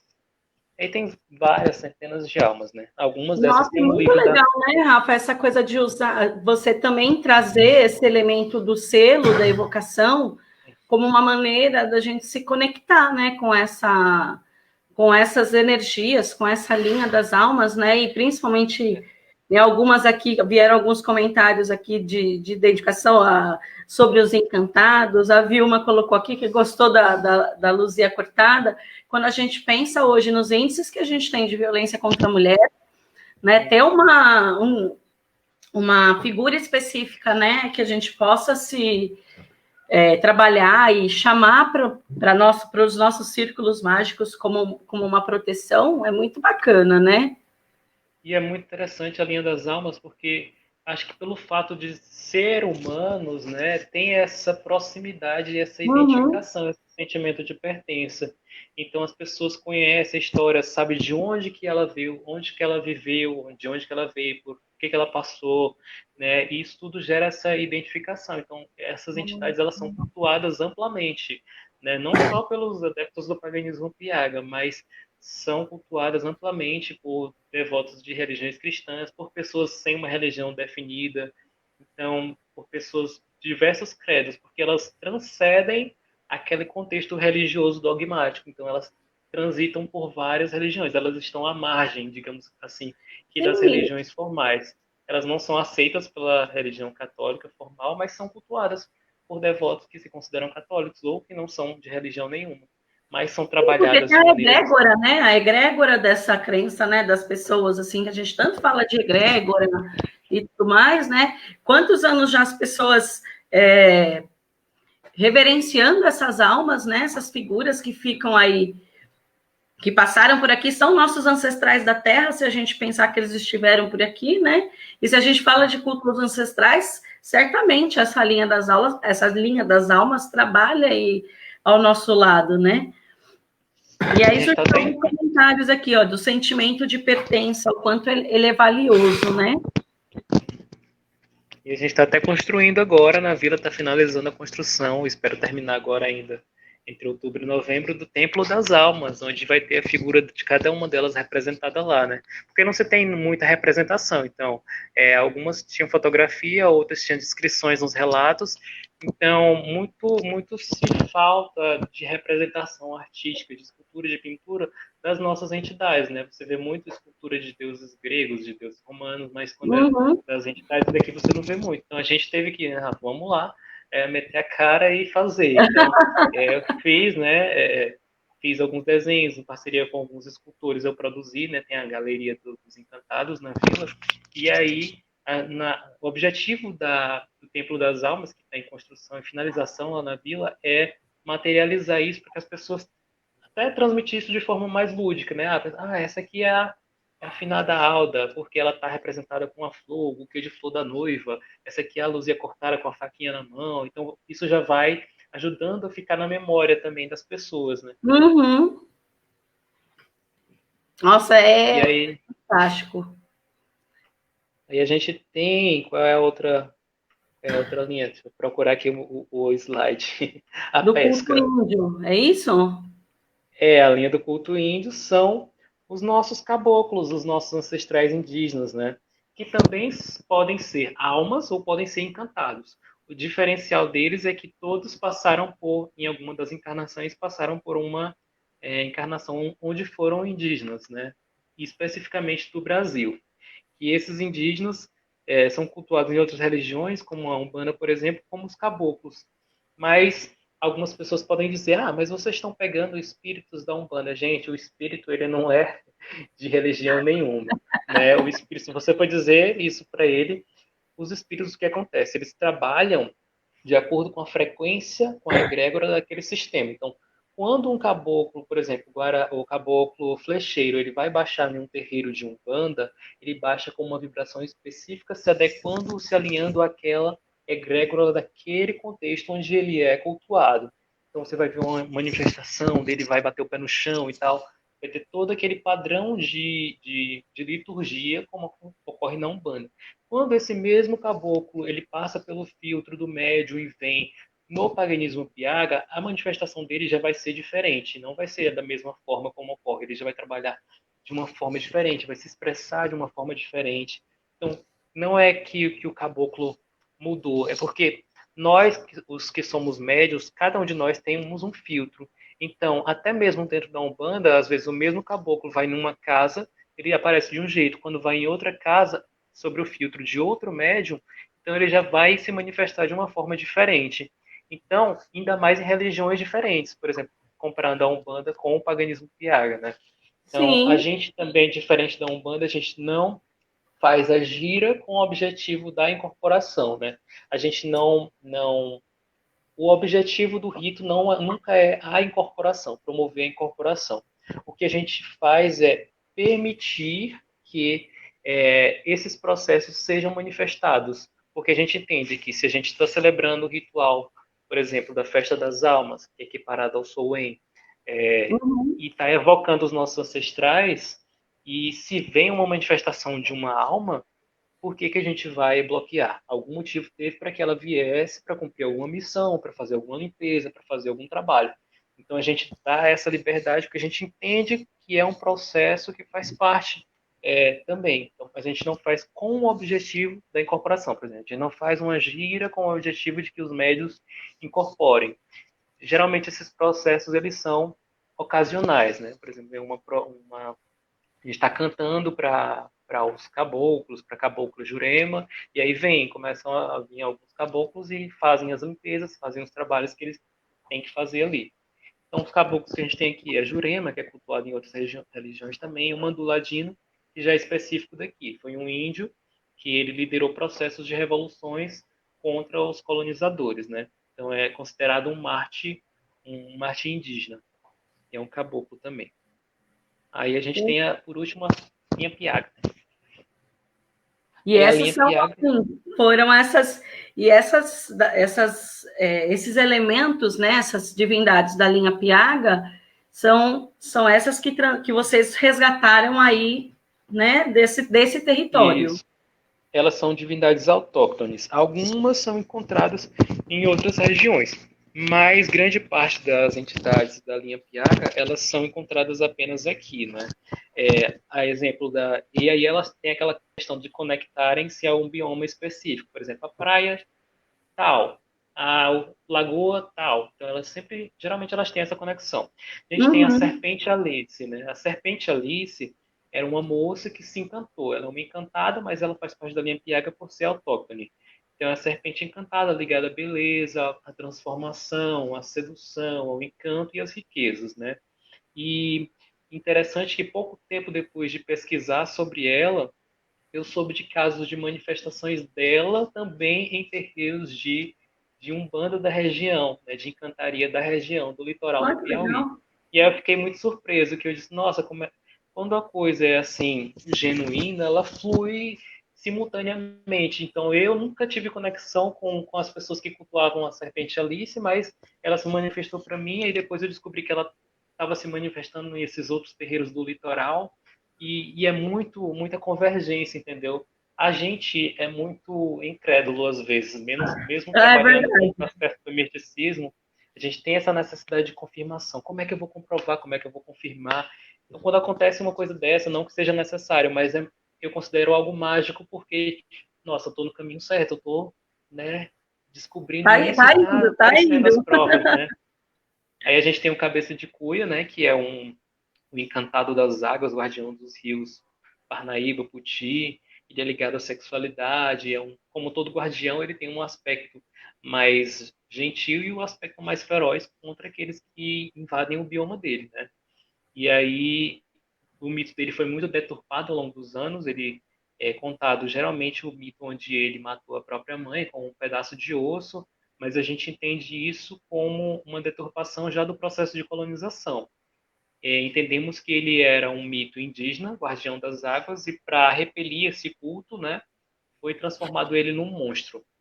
E aí tem o Piagalado, né, que é o grande revelador dos mistérios, um dos grandes condutores das primeiras figuras que se manifestaram. Essa pintura rupestre, como vocês podem ver aí, o selo dele é a própria pintura rupestre. Foi encontrada na região de Sete Cidades, na região que é no centro-norte do Piauí. Foi encontrada também em sítios em Valença do Piauí, também na Serra da Capivara e em diversas outras regiões do estado.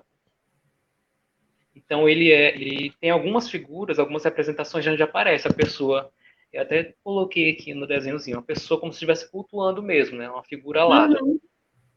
E aí tem as palmeiras sagradas, que são personificadas, né? Temos a Senhora Carnaúba, guardiã dos carnaubais, os Mestre Babaçu, Mestre Buriti, Mestre Tucumã, Menina Pupunha, a Iaçá, que é guardiã das palmeiras de açaí, e dezenas de outras divindades. Quem quiser se aprofundar pode ver também no livro da mitologia que tem todas essas. Né? E além dessas 5 linhas, que são os panteões cultuados, tem outras entidades que não entram como divindades cultuadas, mas entram como categorias de espíritos, espécies de elementais. Né? Não são, digamos que divindades, mas são criaturas. Tipo, a gente tem os duendes, né? As fadas, Sim, sim. as mitologias. É como se fosse equiparando a isso. E aí a gente tem... Gente, eu tô falando demais. Mas tá delicioso, tá delicioso. Se você estiver falando Tão assim, corta aí. é tão revelador, né? Eu acho que é uma diversidade tão grande que a gente tem, e são figuras que a gente consegue associar com crenças do nosso território, né? E eu tenho certeza, assim, que as pessoas estão acompanhando que falam, caramba, como assim? Pode, né? Existem essas figuras mágicas, misteriosas, que são parte dos nossos mistérios, né? Nossos mistérios do nosso território, né? Seres autóctones. A primeira vez que eu vi a imagem do Piá Galado, eu fiquei impressionada. Eu falei, gente, isso é aqui, é daqui, né? É nosso. E não tem como não ter essa força, né? É um culto milenar, né? Presente nas pinturas com no mínimo 7.000 anos aí de existência. Então, Exato. muito, muito antiga, né? E aí, em relação às... Tem alguma pergunta em relação a isso? Aqui então todo mundo, as pessoas estão aqui colocando que preciso ir ao Piauí, né? E assim, a explicação que você trouxe, Rafa, eu vou fechar aqui a tela aqui rapidinho para a gente poder conversar olhando aqui. Quando você trouxe a questão das pessoas entenderem, né, que esses elementos, essas entidades, essas egrégoras, elas transitam, né, entre outras religiosidades, outras manifestações da espiritualidade, a gente consegue perceber a força que esse culto tem, né? A gente tem, às vezes, eu acho engraçado, né, que aí a gente entra de novo na coisa do vira-lata, né? Quando a gente tem, por exemplo, deuses da cultura grega que foram ali apropriados pela cultura romana e depois virou todo mundo santo, tudo bem. E aí, quando a gente fala dessas figuras, né, míticas, originais do Brasil, que elas vão parar em outro sistema de religiosidade, aí tá errado, estão fazendo palhaçada. Eu não entendo muito bem esse discurso, eu acho que ele não se sustenta, né? Então, eu acho que a gente tem que começar a rever, sim, a forma como a gente pensa esse paganismo, para a gente ter essa clareza, né? Porque, né, aí eu vou resgatar a sua fala lá do começo da live. Quando a gente pensa nesses pilares do paganismo, do culto à ancestralidade, da conexão com a terra, né, do culto aos deuses, e a gente fala desses ancestrais da terra, a gente automaticamente está falando desses que você trouxe para a gente também, né, que são deuses que estavam aqui, né, o Piá Galado, inclusive, retratado ali nos monumentos, né, históricos, arqueológicos do Piauí. Então, assim, a gente não está falando de ancestrais tão né, assim, distantes geograficamente, a gente está falando de ancestrais do nosso território mesmo. Né? Eu vou dar uma olhadinha aqui nas falas que estão aqui, né? Adorando, não pare de falar. Eita, Vilma, essa Vilma. É a Vilma. Adoro né? a Vilma. O pessoal do Alento do Dragão também, a explicação está ótima, muito revelador. Aqui eu acredito, aqui outro da Bruna, bem legal, ó, lindo resgate. Sou pagã, mas sempre amei as manifestações da Umbanda, porém a Umbanda é cristã, e ver essas manifestações no paganismo é lindo. Eu acho que isso também dá uma identidade, né? Isso é. Deixa eu ver E a aqui. gente não se culpar, né, por estar olhando as coisas sobre o nosso filtro, sobre a nossa perspectiva, porque, como eu falei, as divindades, as entidades, elas não são exclusivas de religião X ou Y, né? Uhum. Elas já E a gente transcenderam consegue isso, né? perceber esse trânsito, né? Porque, assim, Uhum. se a gente hoje consegue encontrar elementos de um paganismo, né? Eu tenho uma conexão muito forte com deusas gregas, enfim, mas ela sobreviveu, né? Tá aqui. Se tá aqui até hoje é porque esse culto se manteve com força. E eu acho que o mesmo movimento é válido quando a gente pensa no paganismo piaga, porque, assim, foi um culto tão forte que ele se sustentou. E se ninguém estava olhando para ele, ele veio e falou assim: oi, eu tô aqui, né? O Piaga lá saiu lá da, né? Saiu da caverna, veio A voando, caverna, literalmente. mistérios, né? Aqui tem uma pergunta perguntando esse do lado da Alice é do Delta? Eu acho que é o do Cabeça de Cuia, esse é do Delta. O Cabeça de Cuia, ele é um mito originário, ele é ligado ao rio Parnaíba e Poti, especificamente o rio Parnaíba divide o Piauí do Maranhão e corta o estado praticamente de norte a sul, do extremo norte, do extremo sul até desembocar no delta do Parnaíba. Então, o Cabeça de Cuia é um mito presente em ribeirinho, né, entre os ribeirinhos, entre os pescadores, e ele é encontrado nos relatos, tem um livro interessante do Reinaldo Coutinho sobre o Cabeça de Cuia, que é Cabeça de Cuia, Monstro ou ET, né? Que ele tem até essas teses de ufologia. E aí ele fala que quanto mais próximo da capital, mais o mito assume aspectos violentos, né? Questão mais urbana. E quanto mais ele vai chegando ali para o delta, ele assume um aspecto de um cabeça de cuia mais amigável, aquele guardião mais amigável que ajuda, inclusive, os pescadores na hora da pesca ou aqueles que se perdem, né? Como também controlador de entidades das águas menores. Então, cabeça de cuia é como se fosse uma Iara, que é aquela mãe d'água que guarda Uhum. as entidades menores, só que um aspecto mais masculino, né? E é bacana saber, né, que tem esse contraponto e tem essas figuras que aparecem, né? E esses elementos, Rafa, eles estão nos livros, né, que você publicou Isso. sobre o paganismo Piaga. Esse sobre os mitos especificamente, nós encontramos em qual? Vamos falar um pouco dos seus livros, né? Eu acho que é bacana as pessoas saberem que existe isso publicado, principalmente quem entrou depois aqui na live, muito bem-vindos. No final da nossa live, vamos sortear um dos livros do Rafael, inclusive, o Caminhos Piagas, e ele tem outras obras publicadas também. Você pode contar aqui um pouquinho para o pessoal aqui, o que você tem já, né? Onde está, onde compra? O primeiro livro que eu publiquei, né, eu já tinha um trabalho, né, desde 2008, 2009, eu já gostava muito de escrever. Aí eu tinha o jornal Bruxo, né, e o portal Bruxo. E aí depois que foi que eu fiz? Eu comecei a escrever e publicar em forma de livro. Então, o primeiro foi em 2015, né, publicado pelo Clube de Autores, que é o Caminhos Piagas, esse que vai ser sorteado no final da live.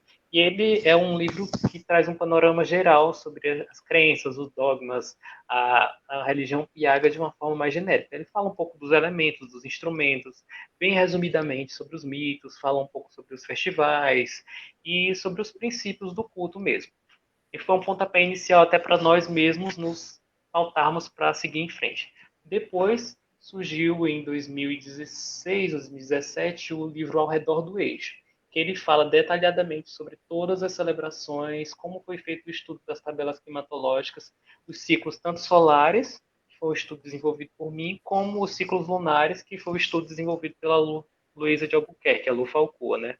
E Aí tem essa parte tanto lunar como solar. Então tem os festivais, como celebrar cada festival, quais os elementos, quais as cores, quais as velas, quais as comidas, o guia lá do ritual para você fazer o ritual todinho com o seu grupo.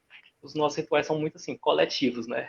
E depois desse surgiu o livro, deixa eu me lembrar qual foi o terceiro. Magia das Palmeiras, que fala sobre a magia e a conexão com esse bioma. Fala sobre cada uma dessas entidades, Senhora Carnaúba, conta o mito dela, diz as correspondências dela, cores de vela, cor de roupa, cor de todos os elementos básicos de correspondência, né? Oferenda, orações, cantos, tudo da Senhora Carnaúba, tudo do Senhor, do Mestre Buriti, do Mestre Babaçu, do Mestre Tucum, mas as plantas encontradas na mata de cocais, como usar elas na magia, tudo isso é no livro A Magia das Palmeiras. Depois eu publiquei o livro Mitologia Piaga, né, que traz mais de 200 mitos que foram compilados ao longo de mais de 10 anos, e aí traz alguns relatos, como cultuar essas divindades, o que cada uma rege, né? Tem um selo, símbolo de cada um, que é a forma como a gente aqui trabalha para como que a gente trabalha com essas entidades? É através dos símbolos, né? Resgatando essa raiz ancestral de gravar nas paredes, a gente também grava muito em pedras ou em papel e tem uma representação ali. Até pelo fato de não ter estátuas, muita coisa assim, você pode montar um altar com uma pedra, desenhando um Uhum. sigilo, você já tem um ponto de conexão com aquela entidade, com aquela divindade. A gente tem selos tanto para atrair como para repelir, né? Eu vou falar depois do caso dos diabretes e das almas penadas. E aí a gente tem esse livro, Mitologia Piaga, e depois eu lancei O Povo do Fundo, que é um livro já mais abrangente, fala dos mitos nativos daqui, do Brasil, e divindades de fora também, né? Por exemplo, das Merros, da Irlanda, de divindades das águas de todo o mundo. Então é O Povo do Fundo. E por último, eu lancei agora o Compêndio de Poções, que é um livro de receitas de poções mágicas para diversas finalidades. Desde você afastar aquele vizinho antipático até você despertar o fogo da paixão. Tem a porção lá da Xana chamativa, tem a porção lá do Pegue Não Me Larga e outras muitas lá, né? Quem comprar pode ver. Todos eles estão disponíveis na Amazon, na estante virtual, já tem também nas Americanas, Magazine Luiza e tudo mais. Todos esses sites. Basta pesquisar lá no Google, livro Rafael Noleto, que vai sair lá os sites. E Eu aí, quem quiser, só ir lá. Eu acho maravilhoso, e assim, a gente tem tão poucos livros de brasileiros, né, de escritores brasileiros do paganismo publicados, que a gente tem muito que valorizar, né, e divulgar, e as pessoas têm que saber que existe isso, e com todo esse repertório, né, da mitologia piaga, do círculo piaga, de todas essas manifestações, acho que tinha que ter umas 3 lives só para conseguir entender, né, e ter essa dimensão de tudo isso. Nós estamos quase chegando em 2 horas de live. 1h38, né? Sim, Já, estamos, eita, minha gente, estamos o povo não arrasando. aguenta mais me ouvir. Aqui, já estão querendo o feitiço para afastar o vizinho chato? Val, queremos, Gente, é queremos. ótimo. O livro você não vai encontrar aquelas, mandrágora, não sei o quê, estramônio da Europa. É só coisa que você acha na beira da calçada, Por quebra-pedra. favor, porque O bom assim, é isso, entendeu? quer morrer assim, catapora galopante, você pegar o livro de feitiço, você já olha aquele mandrágora, Só coisa. frankincenso, não falar, oi, onde tem isso, né? Que é isso? E eu acho que isso é muito, muito bacana, né? A gente tem que saber que tem que valorizar. Ai, Olhem ai. lá, gente, os livros são ótimos. Os links, né, o do Rafael aqui para vocês encontrarem e busquem na Amazon. Nós compramos aqui para nós, para o nosso deleite, né, o Mitologia Piaga. É um livro fantástico, um livro maravilhoso e vale a pena ter assim para vocês, para a gente se apropriar dessa, né, dessa diversidade que é nossa também, né? É verdade. Falar em vizinho chato aí que comentaram, eu tava até falando antes, né, dos diabretes, né? Que a gente usa tanto para repelir, como para a gente usa o símbolo para afastar eles, ou usa o símbolo deles para fazer com que eles cumpram alguma ordem, digamos assim, né? Esse tem aqui, não Exatamente. tem, Rafa, nas imagens que você me mandou? Eu vou colocar aqui para o pessoal ver. Já Tem. dá um print na São, tela aí, pessoal. Quem está olhando, ó, oh, tchan, tchan, tchan, né? Os diabretes aí. Opa, os, peraí. Aqui. os diabretes, eles não são nem divindades, nem encantados, eles não fazem parte daquele eixo de culto. Então, eles não são cultuados, mas são entidades presentes, né? Digamos assim, que na mitologia. Eles compõem a mitologia piaga. Assim como duendes, assim como fadas, né? Por exemplo, a velha pisadeira é uma personificação da perturbação mental, do incômodo, da falta de sono, de todos esses problemas, né, relativos questões psicológicas e ao medo também. Então, se você quer afastar o medo, você canaliza isso nessa figura e usa o símbolo para repelir, como está aí na figura. E aí você pega esse símbolo, desenha, queima, destrói como forma simbólica de destruir esses seus sentimentos.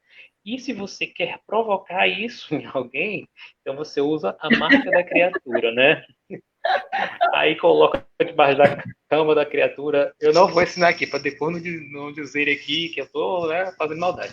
Então, tem o furapés. O furapés é uma personificação, né, uma materialização do incômodo, do sentimento de incômodo. Então, se você está com uma coisa lhe incomodando, você direciona isso, concentra isso na figura do furapés e repele com a marca para repelir ele, né? Você queima, bota debaixo de uma pedra, pra, tipo assim, porque ele é um ser subterrâneo. Então você vai apaziguar o furapés com aquela energia que ele controla, né? Que é a energia do incômodo, que é controlada pelo furapés. Você desenha um selo dele e coloca debaixo de uma pedra, o símbolo para repelir ele, porque ali você vai estar acalmando aquela energia que incomoda. Já se você quiser afastar um vizinho, incomodar alguém, para cutucar alguém, você vai utilizar a marca dele para, né, fazer a cutucagem lá. E depois tem E um aí pé de você chama pato o também. lá na casa do vizinho. É, e aí tem um pé de pato, tem várias dezenas de diabretes, né? Tem o. Ai, gente, são tantos. Gambirra, tem muitas criaturas que são categorizadas como diabretes. Aí outras também que entram são as almas penadas, né? Diferente daquelas almas benditas que transcenderam, viraram santas, são almas que vagam por aí perturbando o povo, porque elas sofreram e começam a querer se vingar, né? A moça sem dedo, no município de Floriano, ao sul do Piauí, existiu uma moça que foi assaltada, ela tinha um anel de ouro e existe, inclusive, a cruzinha, né, do local onde ela foi, onde ficou lá, e ela foi assaltada e perdeu um dedo. O ladrão arrancou o dedo com o anel e tudo. E aí espancou e ela terminou morrendo. E aí ela virou uma alma penada, que vaga. Então ela tem essa função de assombrar os ladrões. Então se você quer se proteger contra assaltos, a alma penada não só tem essa função negativa, mas até ela pode ajudar também, dependendo da situação, contra os ladrões. Para não perder seu dedo, chame a moça sem dedo. Tem a alma cheirosa, né, que é uma alma que, onde ela vai passando, você sente aquele cheiro de sedutor, é uma alma ligada à sexualidade, né, e ela está ligada à magia, libido, à sedução. Também foi uma mulher, né, que morreu, foi muito julgada pela sociedade e tal, muito parecida com a questão das pombagiras, né. Tem a escrava Hum, luminosa, que foi uma escrava torturada, né, e, e ela, no processo de morte dela, foi ela sofreu muito, né? E essa dor ela materializou através da boca, da voz. Ela teve a língua cortada e aí ela abre a boca, ela aparece quando ela aparece, ela abre a boca e solta uma luz que deixa a pessoa cega, atordoada. Geralmente pessoas que ela quer se vingar ou quer punir, né? nossa, Ela tem proteção contra caluniadores, né? Ela tá ligada à língua, né?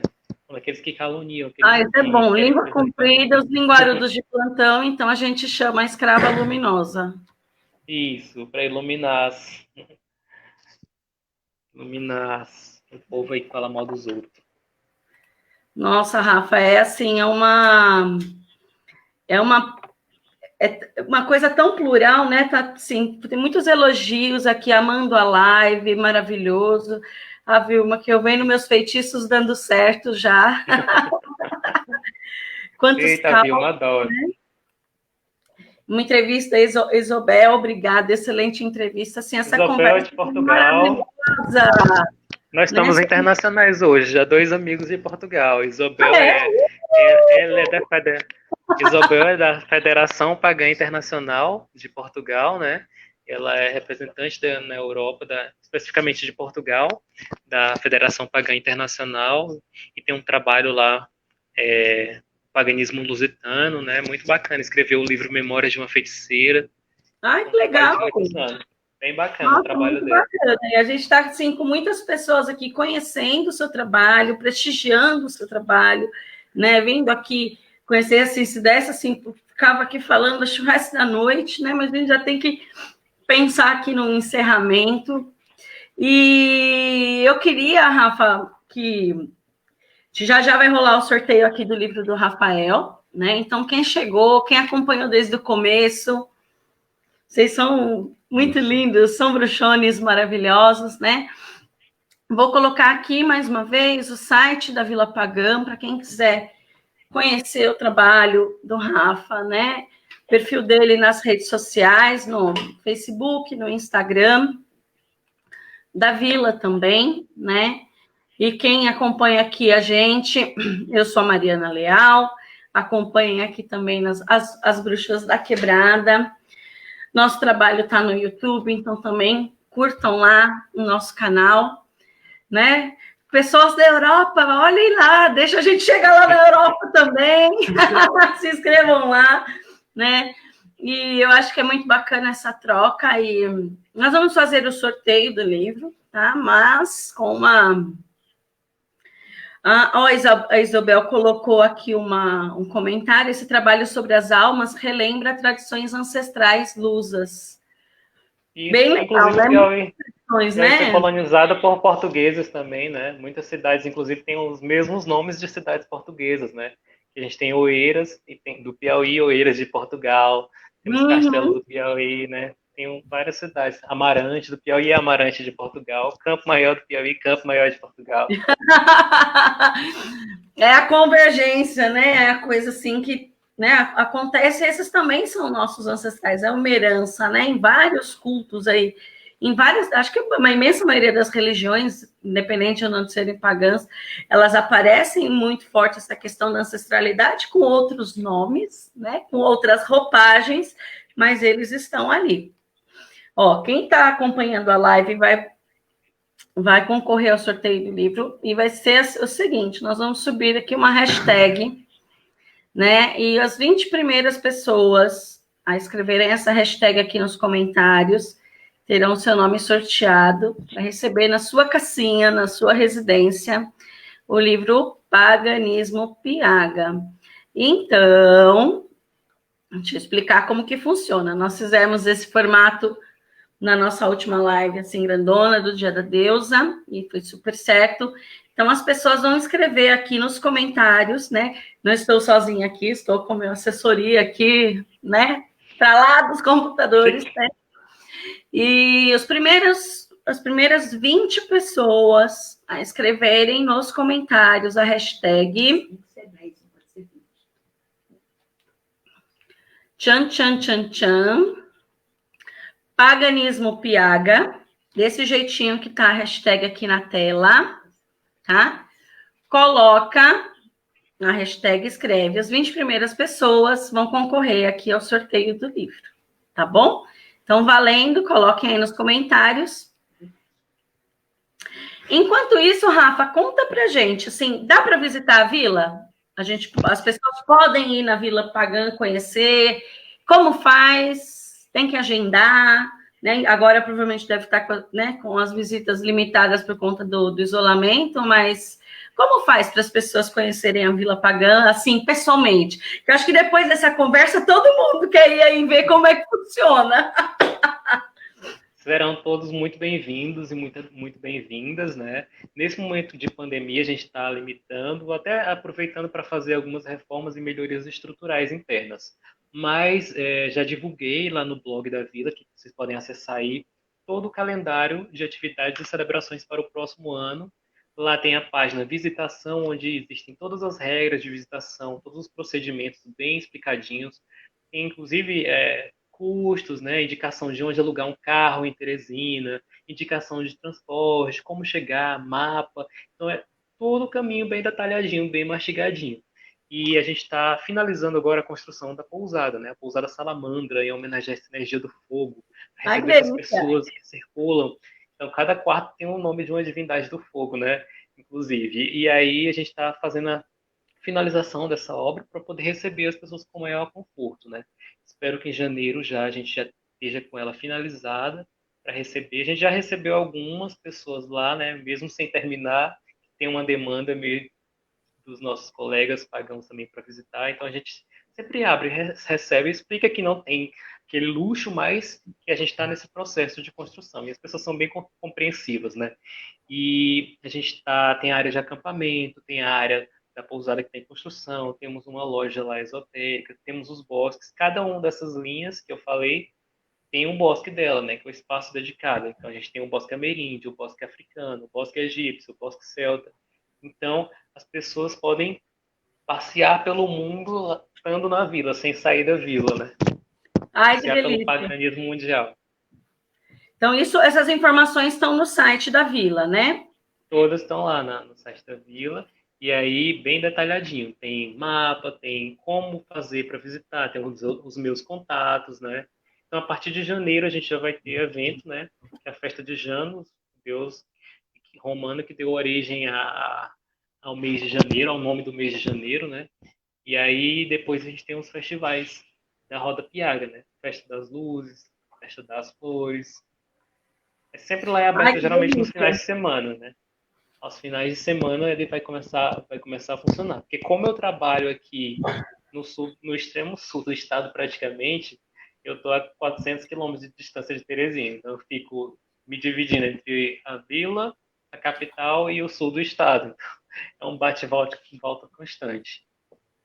Não, então, para quem deseja conhecer, né? E assim, aguarde, vamos fazer um voo aí, um voo em bando, né? Aí para Vila Pagã, conheçam, né?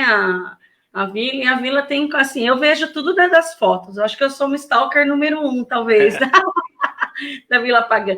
Eu sei que tem lujinha, eu sei que tem os caminhos com o nome dos deuses, assim, as fotos são maravilhosas.